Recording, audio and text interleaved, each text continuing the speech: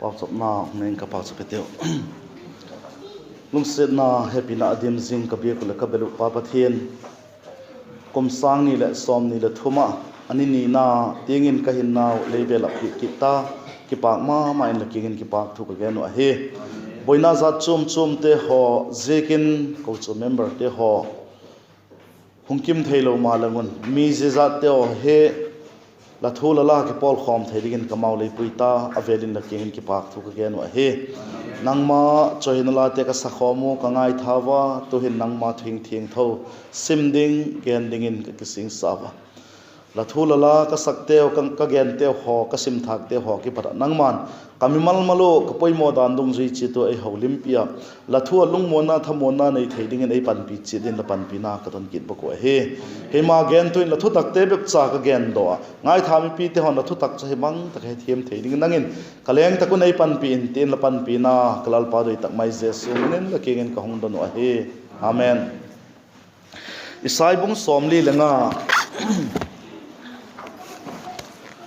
sai bung som li lenga chang ni to chang thum hi sim khom le hino kanoma sai bung som li lenga na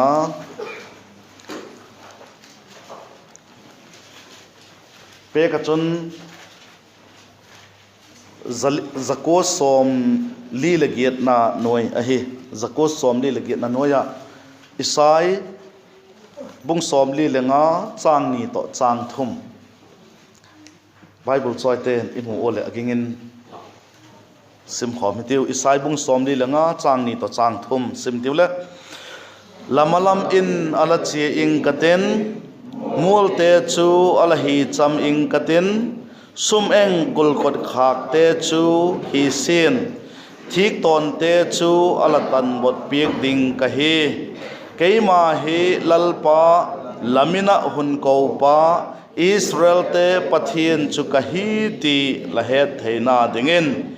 thim laka go thil kisel gute le agu ka go thil kisel gute chu hun pieding kahi e Bible chang sim thang naw che thiam thedingin pani chanding chetun malai som pik ta hanla to sing ka la hin ithopi dingo kong tel cho hi le lung thim siam thaka danglam ti he jing na komun imasango kum Pathian to mangkhawm te he ithupi dingun ka hung tela imasango kum Pathian to mangkhawm te he ithupi dingu a he imasango ka ti chu tu kum sang ni le som ni le pathum hi Pathian to mangkhawm ding ti hi ithupi dingun ka hung tela Zedaka i Bible chang sim thak naw chang ni na lamalamin ala chi ing katen molte chola hi chaming katen sumeng kulkot khak te chu hi sen thik ton te chu al ad bot piek ding ka hi ti hi e hu a dinga kum sang ni le som ni le thuma hin tu kum thaka hin ji hi e wa dingen adik ding a hi adik dinga hi katis idik sak dingwa hi katina hi imalamun lalpao chu imalamun ala cheta ei ho adinga boyom na te ho lamsuk lamto zon ma lew hin le lalpa imalama chi pek imalamu ala chi a hi ma lamsuk lamto zon ma lew hin le ama izuina ko hi chun lalpan ei la hi champik dinga hi ti itak san ding wa hi kum sang ni le som ni le thum ni na teng eyun emang panu Pathianin chu akum tungin ni za thum le som guk lenga som guk le thum tiang ho chule alamang zota ti tiu he zota mu zota chun zota a hi ti I het mil loading a hi ama ei pui tung pa ahi zekin imalamun ama achi hi ti imu theyo ama izui na ko hi chun ilampi te ho chaman ei la hi champik ding a hi ti kha I het mil loading a hi taksa gamale thagau gamale I khan to theina dingo ei dal thei taksa lamale mal somna lotin na te nei theina ninga ei dal thei khovel hin tampi a hi mi khen khat te ho chumo ego atwa sap ten jaku sang ma han ma hi zikin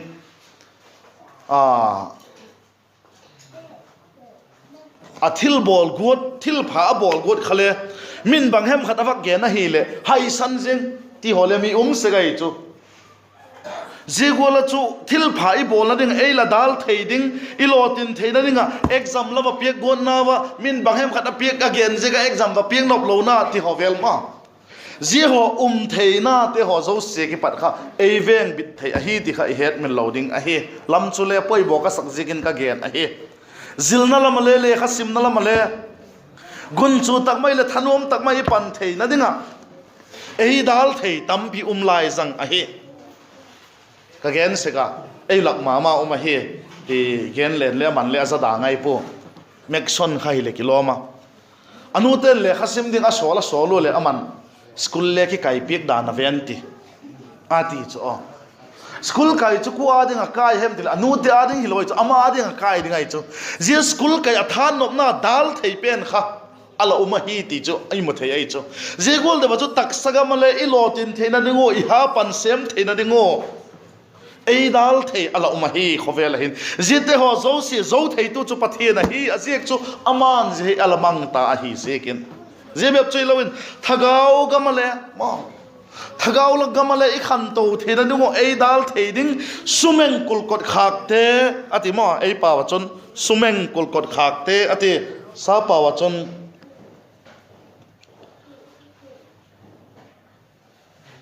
I will break the pieces, the gate of bronze, and cut off the bars of iron. Ati says, hoi kasa. Echu adal again to pekitin. Sumen kulkot khakte ho ahi lole bangiti de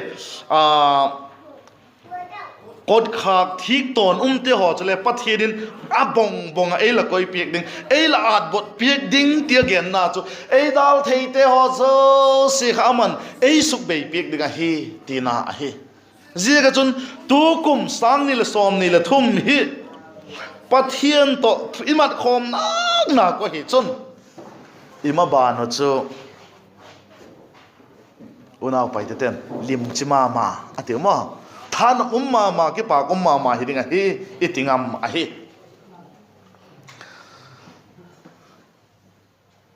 thik ton te ati top je mo e bible ima ban e dal tu e man I zo thei loading I suk bot zo loading tampi te ha pathin in zo bol the hi dikha het mil loading a hi chang ni na again na chun lamalamin alachi ing katen molte chu alahi chaming katin ati mo again zom peka molte chu alahi chaming katen sumeng kulkot khak tele hi siang katin mo at bot picking katin thik ton te chu ala at bot picking kat ding ka hi ati chu sumeng kulkot kha ati chu isim peka hi le thim la ka go mo chang thum na chun kei mahilal pa lamina hun ko pa Israel te pathian chu ka hi ti la he theina digin thim la ka go ahung ge nai cho thim la ka go banga hi de thim la ka go kum sang ni le som ni le thuma hun imat ding ta dan te ho hi henai lo wa hi plan chi na yui ma kisak lok dan tup dan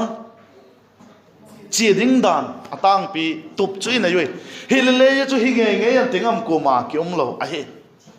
abai lam pen ninga he thei dinga chon e so pino bibik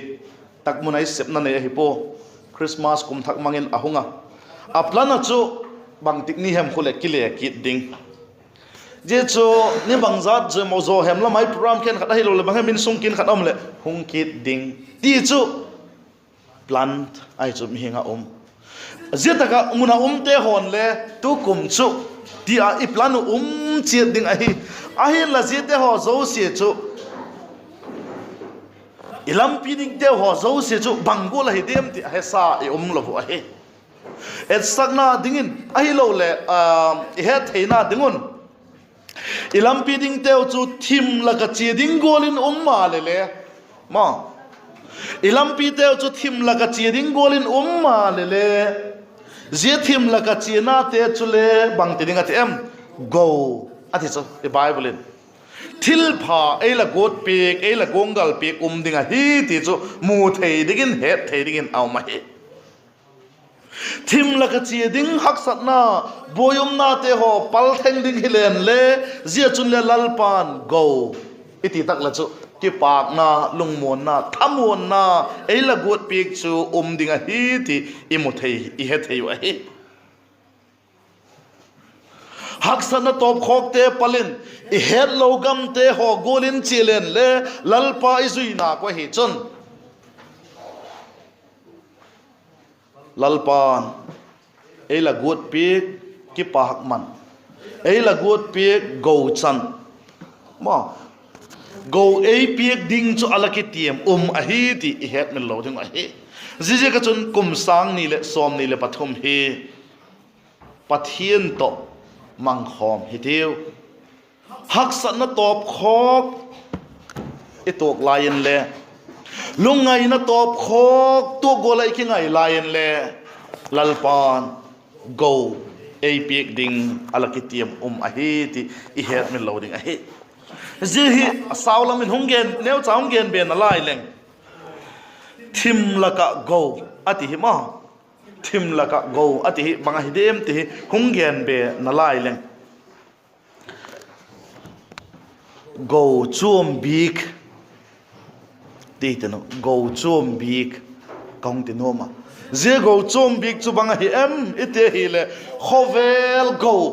khovel sum le pai khovel mang thai ki ding hilo ei to isun te icha te ho to mang thai khom ki ding go hilo kum tuang go ding ei tiam pik a he tunin thagau lam mitin je bible chang hi enin gen ding hitalew hin eyu pieng thak cha te hoi vaka hi tawa thim laka chu te chun vak lo pi tak amutaw ti chu ilalpa jesu christa chun vak chu imutawa himale vak munai lo te ho chu thim laka na lai a hiwa pieng thak nai lo te ho chu thim laka na lai a hiwa je thim laka na lai te ho laka chu khosa I je kon je thim laka khosa te laka khosa I thim vak munai lo te pieng thak nai lo te laka khosa I je kon je ama ho laka lamzo jing I jing lai wo chun amau te ho chu van gam tung thei na dinga ipan piwa van gam tieng tun thei na thuguk ayu a chu I hilu a hi chun kum tuang go ding pathian in ei la tiam pi a hi ti I het min lo ding a hi tu kum hin kum tuang go ding go chum big van gam tieng I tun pi thei dango thagau mang thai pakhat pek mat goi teu ikitinom a hi pathian in ziding a chun ei doi ma jing a hi ziding a chu tu kum ei be la pek le hi mai thei a hi zina ding a chun pan lai teu ki sa hi teu katinom a hi abana gen zom na chun agu ka go kisel gute ahung de chuma thimla ka go thil kisel gute le agu ka go thil kisel gute chu hun peding ka he agu ka go kisel gute hung peding ka he ati ji agu ka go kisel gu ati hi banga hi de ji agu ka go kisel gu mu theina mun chu khoi taka hi dem go kisel gu le doi che thi ten hol chet ngai ngai ding I hiu ma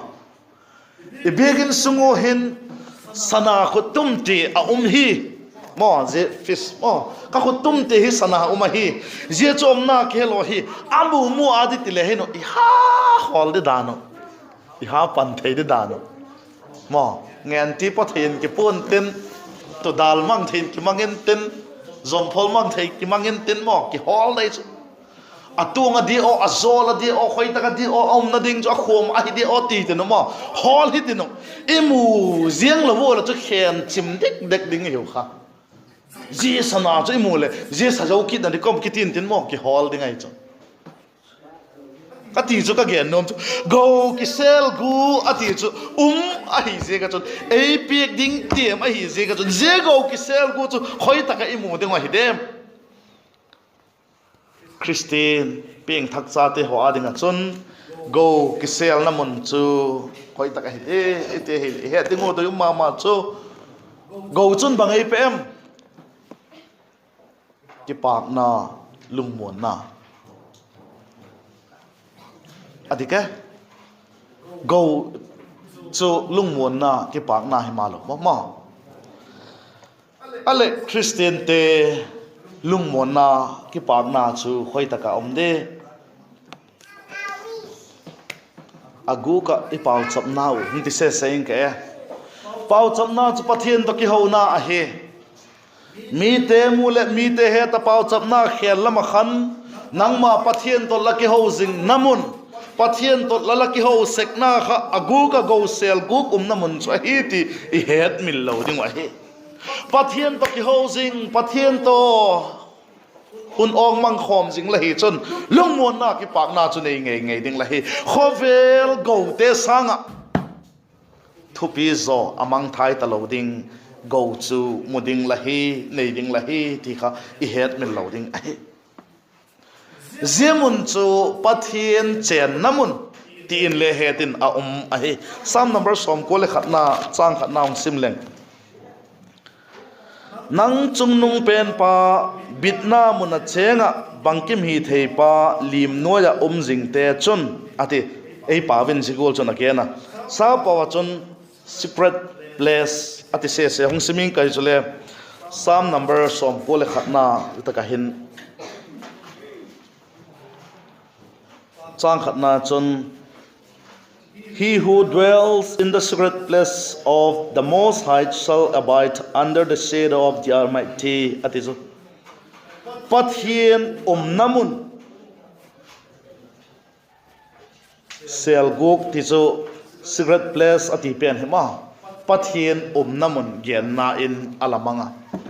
Zichu ehon ihol do emu inei thayu ahi dikha ikihet min loading ahi. Hau sakna ki sel go pau chap na hin kho agu ka pau chap na katiso Pathian to ki housing na hin kho mangjing tia dinga chon hau sakna ki sel go chu a ahi ma Pathian to ki housing te a dinga chon hau sakna ki sel go chu zemuna chon a ahi zije ka chon imasango kum kati chu tu kum hi Pathian to mangkhawm hi te tikha ethopi ahi Pathian to tu kum mangkhawm nom dinga ilung thimu siam thakama ahong dang lam ning chu dayom ma jing chu hi ahi ngai to leo chen Christian hin ko he hoi tak chan ngai to leo chen Israel te gol kha ama Israel te gol tho khan ei ho ile gam thip gam kewa lam zot te tile hin gam thip gam kewa khul zin te chu hiu tile hin dik penena Israel te gol thawa khan ayu Christian hin kho hile gam thip gam kewa khul zin chu hi jingwa hi ti het min loading ahi himal lalpa chu imawa chi dingin akitiem ahi ma chang te lo isai bung somli lenga chang ni na chang thum na ahi lamalam in alachi ing katin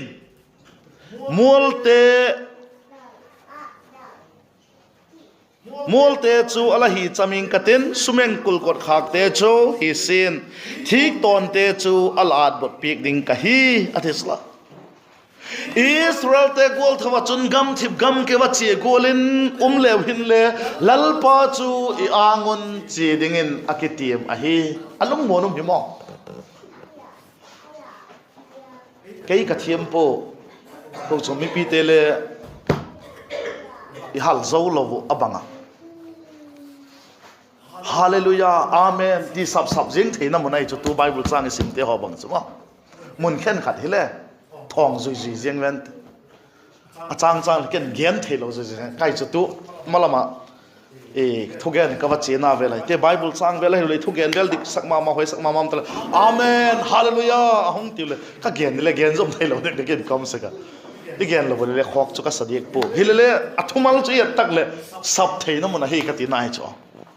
ama gam thip gam ke ba che kolin jeng le hile lal pa chu ma win che dingin akitiam chata ma thupi ma jing lungmon ma jing ai ikiton pina na kwa hi chun chol dam na ei piek ding le akitiam na lai ai ama imalamo che ding in akitiama ama chu ikiton pi jing na kwa hi chun chol dam na piek ding ei tiam hi chol dam na iti tak le khowele yum sungo chun haksat na top khok mi hing te mule khowel mi te mule ei ma ki ngai to na da na chun haksat na top khok wang sia na top khok golin kilang le lalpa ima anga che jing ama nung izuina kwa hi chun lung dam na lung mon na lung oi na chu ei nei sak tho ding a hi ti le hin dik ding a hi po do na thu exodus bung som thum le li chang som le li na leong sining ke po do na thu bung som thum le li chang som le li na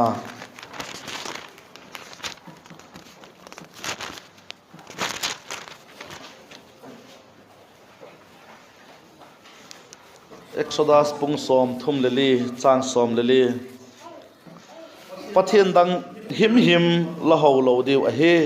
lalpa amin doi chilgil kiti chu Pathian doi chilgil a hingala je ka Bible chang hung tel pen hi ka zik hil hidin ka tak sanga je pen he chat po bung som thum le thum chang som leli na a he ka gen hil a he po do na thu bung som thum le thum chang som le lina a hi ti chun a kenga chun lalakun jing ing katin hun chol dam sak ing ka ati chon je hi a hoi ma jenga hilele je sangain sa pawin ka doi zon alaya adik le adik zo ka sa ka doi pen ka tu pen le again dik zon alaya je ka chon sa paw le hong sim ding ka hi lalakun ei pawa chun lalakun jing ing katin ati jing ding ti kha ding ayum pi jeng dingin again zia chu Christian hin kho ding to ki tok lo a hi aki tok lo na chu bang Christian hin kho ki te chu chia jing lai i hiu chia jing ding te lan le saw ma sa pa nung sim phoding ka Exodus bung som thum le thum sang som le lina chun sa pa chun tin ki zika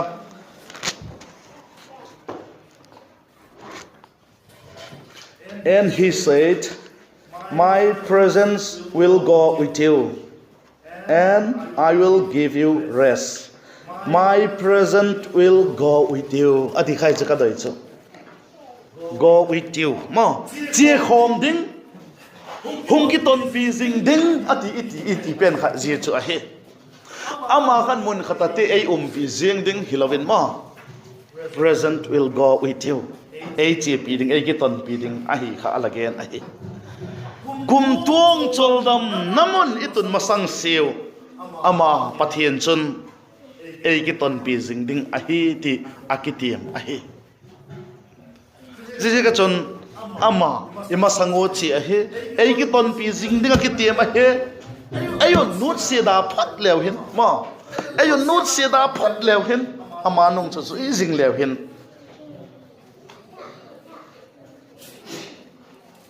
ei chi pi jing ding ei ki ton pi jing ding ama akitiam a hi ei loi the Bible lo alak kile dan he to ki to ka hile ki khat adem Christian hin kho chule mai de hun ma ban son golo mo hat be le golo mun khen khata pau chot na nei ho ki chi tak le loi pate ho alung na sek na ma walung na thei di khop khop na se ka hat po cho gen ning je kwai cho hat go le hi dek lo mo ka hat po ma son ga lo go with you hung che pi ka hung ki ton pi jing ding ka hi ti pa kha lama sangun ka che ti pa kha le zui ga lo ai khale ki pat ga lo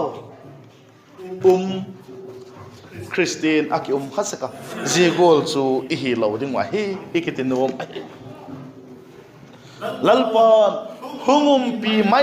mai jing ding ka hi ati po hung ki ton pi ding ka hi ati hi ziwa ngai to thak ti avele nung kening ka lalpan hungum pi mai jing ding ka hi ati na ki tiam po hung ki ton pi ding ka hi ati hi ti tu jing kalin gel dok thak leven kanu ma hi hung ki ton pi ding ka hi ati la chu la Christian hin ko apa nga ya angai nga ya khan den thelo ding la hi ti na hi ye chun thai pi hi lo mo hung ki ton pi ding ka hi ati chun thai pi chula ma son zel thei ding hi na ei hil che nai chu je ka chun tu jing kalen gel dok thaki ti my presence shall go with thee ati pen ma ama go with ki ton pi pen kha I he thak de wan ka tai ma sing ai Pathian pina chana dinga chon mason zel chi zel kha apoi mo ai mo lan lei sau khala mata kha o chia lai I hiu ki cholo in ti khama chia lai I hiu ki cholo vin lalpa ha na sungin khopi hoi zun tiu atisla khopi hoi zun I lam ki hello ki bangai chu ei Christian te ma khopi hoi zun I lam ki hello mun phazo mun nok zo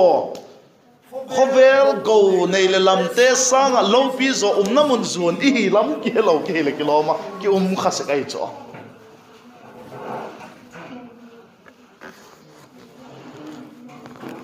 sep na lam zo tak la chu ki nong bek lo ai ton hunon ki tung ta na in lam yung ki tak le cho akin thei pe na in tun ding no ki sakai cho emi te zo tang pi emi be belo mi dang le office kai ta ko a boss te o phat bek lo wang le mo kon hak kon do hak sa sa sa ka so in lam a hi tak I thanom deu se so la zigol le wa cho Christian te in ding I kum tung in ding van copy zon I hi lam ki gel dok thakiteno lalpan lama angun chi sing ding la ango chi ing katin ati achi a hi hung ki ton fi jing ding ka hi ati kha ama to ki ton jing hi theining a chun ki chol lo chi jing zel ngai hi ti I het min loading a hi hung ki ton pi jing ding ka hi ati na hin ma ban son ngam na mo I Christian hin kwa ma ban son ngam na ma ban son than nok na le ei pi hi lo mo ei ma be pa ma son go hi len chu I lau ding atam I zo lo ding atam pu khang ka ti le lau ding ma hi le lal pan hong ki ton pi jing ding ka hi ati chu I he da hi le ma ban son ding le ngam am chu la de ka chun kum sang ni le som ni le thum hi Pathian to mangkhawm in ma son zel le no kan do ma jing a hi tu na step sang zo kal hat zo a chi ti chu hi na ring dol chu he che jeng mai mala Bible sim lam pau chap lam khuti khati gen dang ka a tieng chun le het ma diu ka tak sanga ma ban son zel thei son zel na ding a chun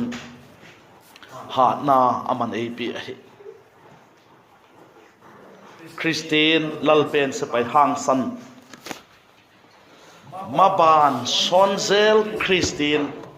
hiding in ACM the hi ACM no ma hi ti mo the lalpa se pai hang san Christian ma ban son zel hi the na dingun aman ei ki ton pi zingu a hi ti I het mil loading a hi ingai to hi le dana ka gen gol khan chan chin pha ki ti hi le mo pi mai ding hilavin chi dingin 80 a hi ti I Bible in imo a hi Jesun thupiek Great Commission it is a go thupiek a piek na ko en leo chen mo pi dingin a pe po go ati chama chivin la ati so go and make disciples ati so chivin la ati kha a hi ji ka chon to di ei ho Christian hin ko en thakin che hi tiu kal son hi tiu ma son hi tiu chan chin pha ma thaina je bung som lagi na hi dan ka get bung som ni lagi na hi chan great commission iti se ku kawak gen na chang som le ko som ni na ismahi la ke na je chun chiewin la ati kama je chun chiewin la nam tin la kami nong zuin semun la pale thagau theng tho minin baptison la kengun thu ka piek zo se hi hil son dingin zil sakun kum khon khovel top digin la kengun jing ding ka hi ti hezingun ati aman chevin la chanchin pha gen dingin ei sol hi ti het min lo ding hi riga chun Pathian to kum mangkhawm hi teu ima banu ithil tok ding teu gal te ho zo se chu lalpan ei do piek nom a hi ei do piek nom hi lo ei do piek ding a hi te ti ve he thiam ne kon lalpan ima banu gal iti chu haksat na lungai na o a bang he za chat na itok ding te ho zo se le lalpan ei do piek nom a hi ei zo piek nom a hi ei zo piek ding a hi ti het min lo ding a hi Bible sang khatung sim kin line ka po dona thu bung som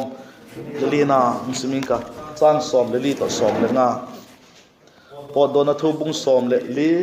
sang som leli to som le nga muslimin ka lalpan nango adingin gal hundo piekin ten thip bekin het mayon ate sang som nga je pha chun lalpa chun mosi kingen bang dinga kaplehem Israel te chu malam zona chi dingin hilin kadoi pen chu lalpa nang adingin gal hundo pigin ten malam a chi dingin hilin malam sod zel mayun ati kadoi pen chu hi kadoi na tak chun kong lak do go da hi lalpan galei do piek ding he maban son zel te asi Bible chang hin le thip he ton thip bekin um he ton ati chula ati iti mai thi je ta ka ge ni thip he ta now hi mo bang je ka hemi tele Pathian thuma na je gal do na wi Pathian in amao chu thip bek cha gal do dinga alati hi jiga Pathian thuma na kha dinga ge na he ei ho azia chu hilova thil danga le thip he le zui dik kit lo dik i wa he het min lo ding a he je ka chon to kum sang ni la som ni la thum imat to hawa launa ahi lo le thil chum haksat na dam lo na itok ding te ho zo se itok te ho zo se le lalpa ei do piek a he ti tak sang he teu ama zala chun zo ka hi ti ki tak sang he teu de chu pai mo ma zeng a he aman ga le do piek a he maban son zel he teu maban son zel he teu ti chu idoi ma zeng a he tu kum thak ahin lalpa igal teu so se do piek nom a he ahin la aman angek tilahin angek ti chu a put require one thing he requires ai chu aman gale do piek na dinga chon ei lam kaya a put khat angek khat awma je chu banga hidem maban sona chi zel ding ni khai mai he maban son lo a jing te a dinga chu gal do piek jing ding ngai lo wei chu la khat ve zol ki chai ta ma ega chun ei do piek jing ding a hi thene dinga chun maban son zel hi tiu hile aman gale do piek jing ding a hi ti agiti hem a hi ei ulama ange a phut chu thil danga hi poi ma son zel chi zel kha ei nge ka hi ti kha I het min loading a hi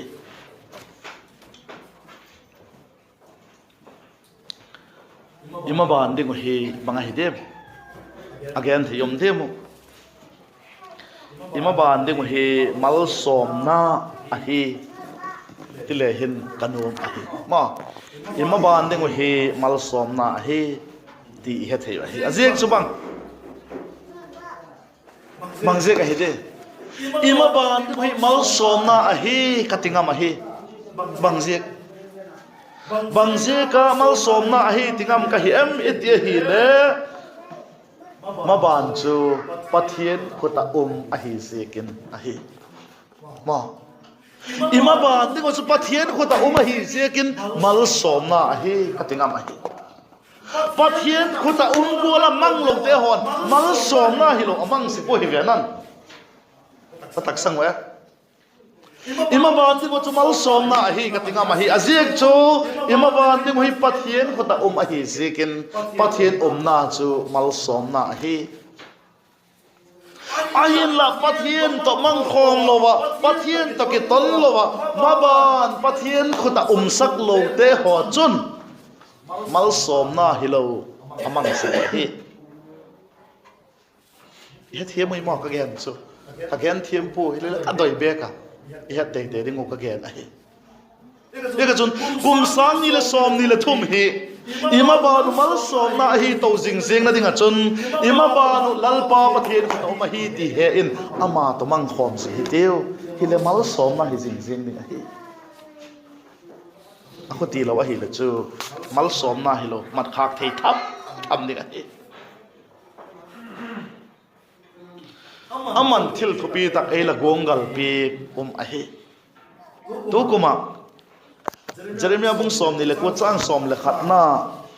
dok kha ko lom hen la yu athu kha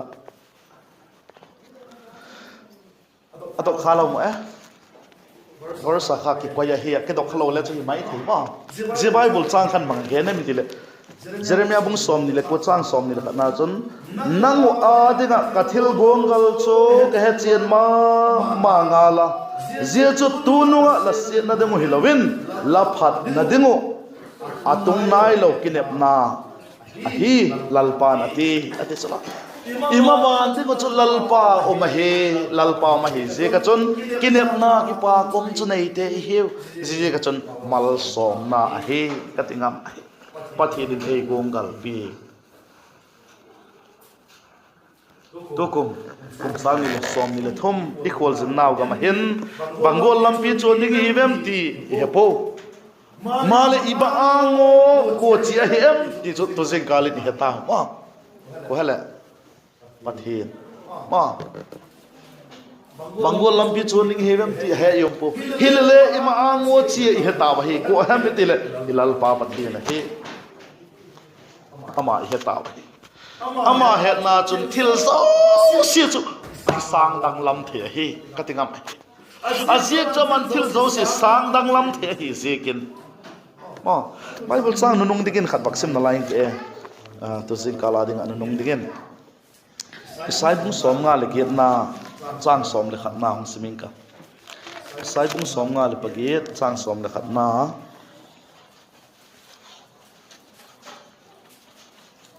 sai bung som nga le get chang som le khat na lalpan un pui hoi jing tan ten tang ko chang munin le la tak sap zo se hun tua in ten lagu la chang zo se hi hadina ti chun tuin achap no jing hon tabang tan la ten tuina hatak atui kangai lo gol chu hong tan la hoi mo is bible chang chu khat yong sim kiding ka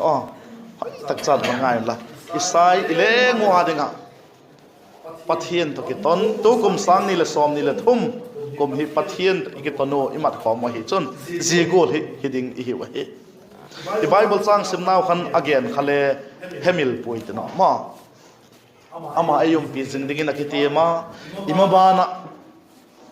thik khau te ho a hi lo le thik tum te ho le ei la suk pe pek ding ei la suk bot pek ding a hi dan kha ge na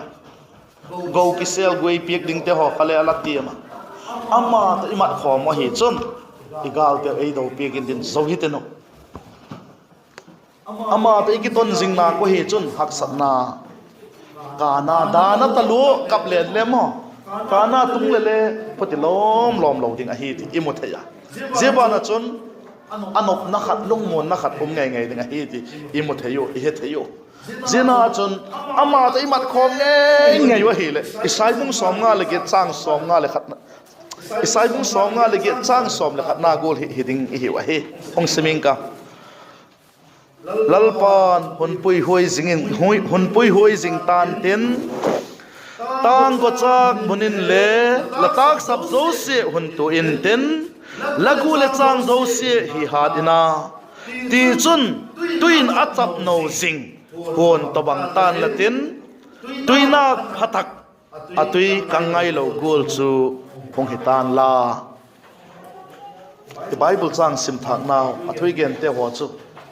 ichanu inei thenge na dungon pani chanding chiton malai som pek ta la zeta ka hin le khasik tu khaten azik hoi ka sak khat hung siming ka den hung zoding ka hi le khasik tu chon hithi na si ka hi he khiel ngai lo pui tu ka nei hi ate so he khiel ngai lo pui tu ayon inei chu pa pathian ai ma he khiel ngai lo pui tu ka nei hi ama nei pui phat le ka chi khiel ngai pui ate so he khiel ngai lo pui tu ka nei he ama ei pui phat le ka chi khiel ngai pui ama ni ka chun ama chu kal khatin kama banin achi jing a he dam lapin ei nu sepo la lampi dum ka sa nam te hung ki hota wo long ha ko le kul mani na ti lo ai kal khatin mo minute tin second tinin i angon lalpa chu achi ama chu tinin kal khatin ima banon achi jing aman lampi a he ati sang ni le som ni le thum imat to den lampi chu lalpa kalampi ding ei tep te pi hi kalampi ding ei tep te pi hi aman lampi ei sim pe ei pek na mun chu ho thei dingin ei koi thei hi ti the bible sang sim now chin ei gen thi ya le khazik tu chu ei hil chen thi ka chon tu jing kala the bible sang sim sai bung sam number som ni lenga sang ni sang thum na isim na ki pan khan ngai to thak thakin pathian thu su thak thakit no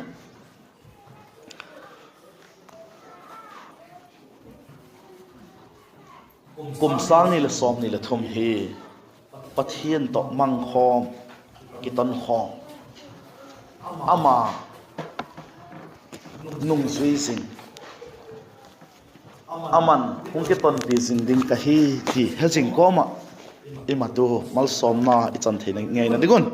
I thu gen teo chu pani chan ding chitun malai som pi kan la I chan chun ngai ning ke kha ki pa ke